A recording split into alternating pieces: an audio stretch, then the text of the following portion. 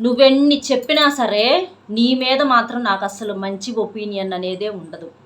కొంతమంది ఏంటంటే వాళ్ళ సైడ్ నుంచి మేము లవ్ చేస్తున్నాము, మేము ప్రేమిస్తున్నాము అని చెప్పేసి అంతసేపటికి ఒక సైడ్ నుంచి చెప్తూ ఉంటారు.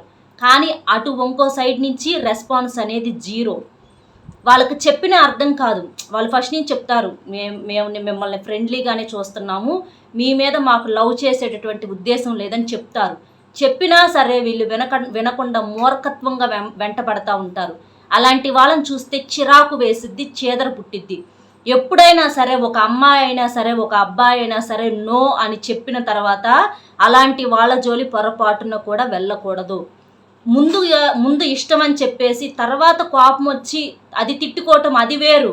అంతేగాని ఫస్ట్ నుంచి కూడా ఎప్పుడు నో అని చెప్తే అక్కడ నో అనే అర్థం, వాళ్ళ జోలి వెళ్ళకూడదనే అర్థం.